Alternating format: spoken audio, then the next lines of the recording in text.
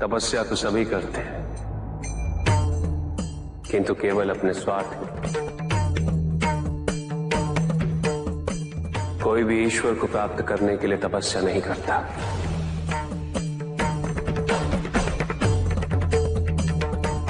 कोई भी तपस्या इसलिए नहीं करता कि उसकी भक्ति उसके आराध्य तक पहुंच जाए। मृत्यु चाहते हो, मुक्ति चाहते, किंतु मृत्यु से मुक्ति प्राप्त नहीं होती। ना ही मृत्यु जीवन का अंत होती। सृष्टि ही जीवन, प्रकाश ही जीवन। और यदि जब हम नेत्र खोले और हमें प्रकाश की अनुभूति ना हो, तो इसका यह अर्थ नहीं कि प्रकाश कहीं नहीं। प्रकाश है। आवश्यकता है तो अपने नेत्र खोलकर अंधकार के परे दे दे। यदि इस संसार में उन्नति तभी संभव है जब इस संसार में समानता हो, बराबरी। कोई सर्वशक्तिशाली ही नहीं रहेगा तो कोई निर्बल नहीं होगा। यदि कोई बड़ा नहीं होगा तो कोई छोटा ही नहीं रह पाएगा। शक्ति के इस असंतुलन को संतुलित रखना अनिवार्य है, क्योंकि ईर्ष्यापूर्ण प्रवृत्ति व्यक्तिगत होती है। वो केवल अपने स्वार्थ, अपने उद्धार तक ही सीमित रहती है। ईर्ष्या ही वो विष है जो व्यक्ति के हृदय में ना हारने की महत्वाकांक्षा को जन्म देती।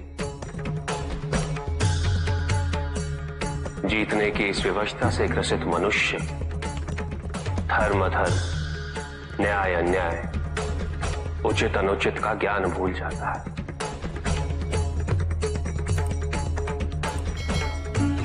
संवेदना, करुणा भूल जाता है।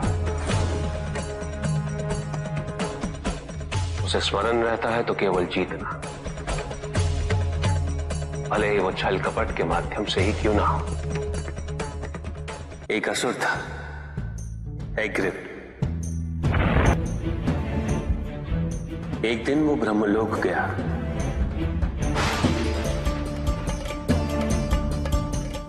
और बड़ी ही चालाकी से उसने ब्रह्मदेव से चारों वेद प्राप्त कर लिए।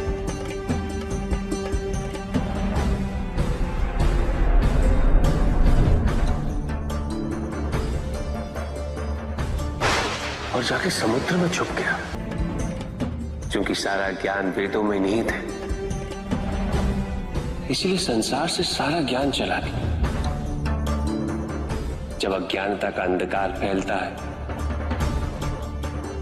तो अधर्म बढ़ने लगता है। भगवान विष्णु सब देख रहे थे।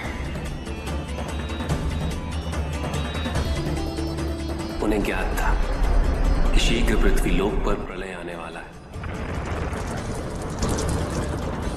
एग्रिप के साथ चारों वेद भी लुप्त होने का भय था। ब्रह्मदेव सृजन करता है। वेदों के अभाव में पुनर्जन्म की प्रक्रिया को पुनर्स्थापित करना अत्यंत कठिन। इसीलिए एग्रिप से उन वेदों को पुनः प्राप्त करना अनिवार्य था। तो भगवान विष्णु ने क्या किया? भगवान विष्णु ने एक मत्स्य रूप धारण किया। वो एक मछली बने और नदी में अवतरित। राजा सत्यव्रत स्नान कर रहे थे। एक छोटी सी मछली उनके हाथ में आ गई। इतनी छोटी मछली? भगवान विष्णु? हाँ, राजा सत्यव्रत उस मछली को जल में छोड़ने जा ही रहे थे कि उस मछली ने बड़ी मछलियों का भय जताते हुए उनसे विनती की। उनसे कहा कि वो उसे अपने साथ ले चले। राजा सत्यव्रत अत्यंत दयालु थे। मछली को अपने कमंडल में शरण दे दी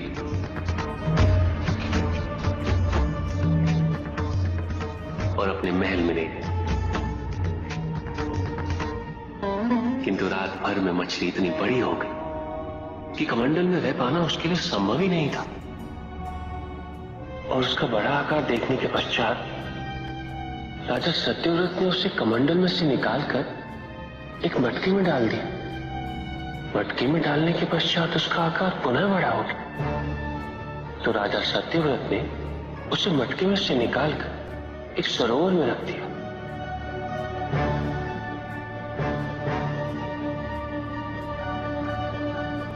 किंतु उस एक ही रात में सरोवर में रखने के पश्चात भी उसका आकार इतना बड़ा हो गया कि उसे नदी में रखना पड़ा। किंतु नदी में रखने के पश्चात भी उसका आकार पुनः बड़ा हो और इतना बड़ा हो गया कि यदि उसे महासागर में नहीं रखा जाता तो उसकी मृत्यु निश्चित थी। राजा सत्यव्रत उसे महासागर की ओर ले गए।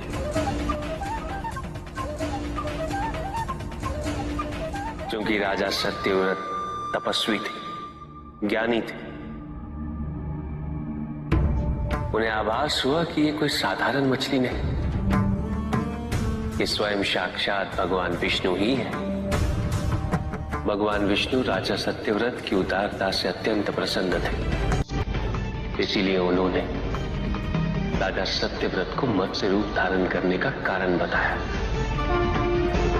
साथ ही उन्होंने सत्यव्रत से कहा कि आज से 7वें दिन प्रलय आएगा, समस्त पृथ्वी जल में समा जाएगी। किंतु आप सप्त ऋषियों के साथ साथ अनाज, वनस्पति व अशुद्धों की प्रत्येक प्रजाति के बीज और प्रत्येक पशु का एक एक जोड़ा लेकर एक विशाल नौका में सवार होकर मेरी प्रतीक्षा कीजिएगा। केवल एक ही स्थान ऐसा होगा जिसकी ऊंचाइयों को जल छू नहीं पाएगा। मैं लौटूंगा और आपको वहां लेके चलूंगा। ऐसा कौन सा स्थान था? हिमालय पर, अर्थात तुम्हारी माता के पिता हिमालय। फिर क्या हुआ? ऐसा कह के भगवान विष्णु समुद्र में चले गए और अपने मत्स्य रूप में उन्होंने हिग्रीव को ढूंढ निकाला।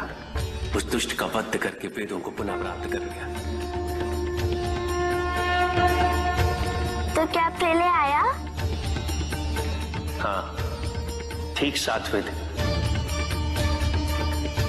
किंतु भगवान विष्णु के आदेश अनुसार राजा सत्यव्रत एक विशाल नौका में उनकी प्रतीक्षा कर रहे थे।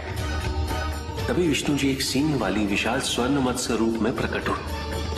नौका को मत्स्य से बांधते हेतु सर्पराज वासुकी का प्रयोग किया गया और विष्णु जी ने अपने वचन अनुसार उन सबको हिमालय तक सुरक्षित पहुंचाया, ताकि प्रलय के पश्चात वेदों के आधार पर संसार पुनः बसाया जा सके।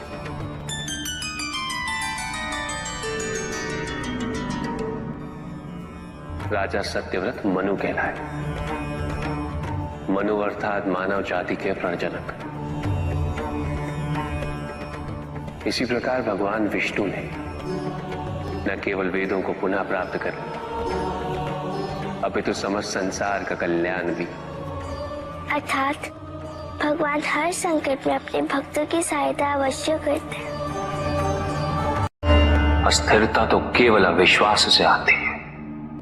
स्थिरता के लिए विश्वास अनिवार्य। विश्वास और शांति की निरंतरता बनाए रखना कैसे संभव है? इस नकारात्मकता का प्रसार हम कैसे रोकें प्रभु? केवल इस जागरूकता से कि सब कुछ अहम से संबद्ध नहीं।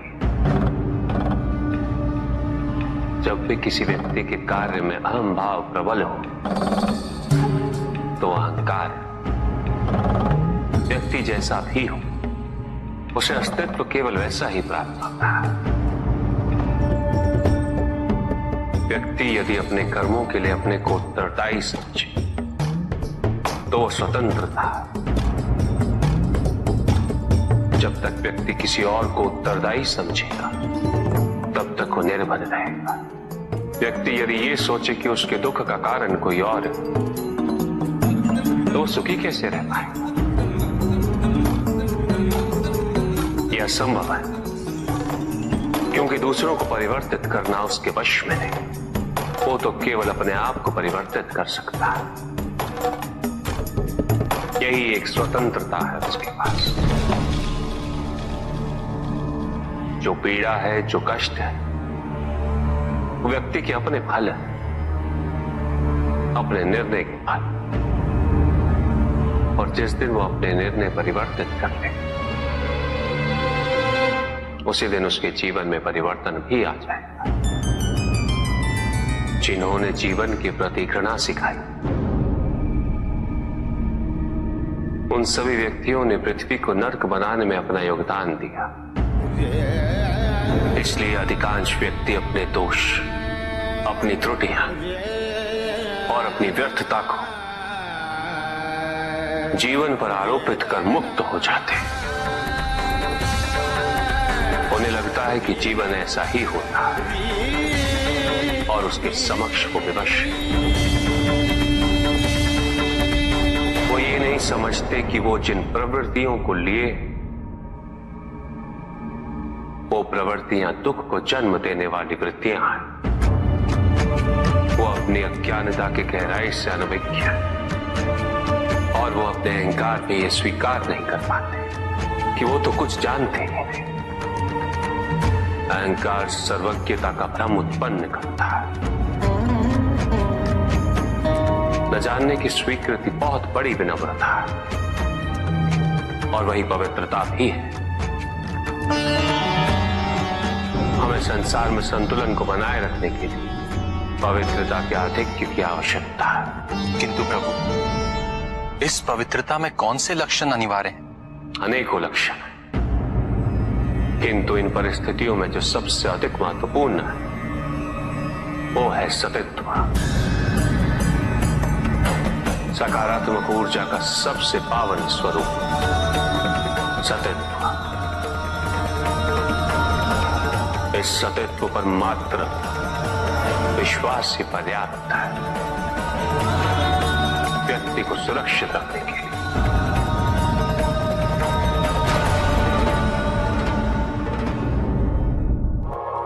एक बार व्यक्ति इस सतित्व पर विश्वास कर ले तो नकारात्मकता सदैव के लिए दूर हो जाती है और संतुलन स्थापित होता है। अहंकार तो हानिकारक है ही, किंतु सतित्व पर अहंकार घातक होता है।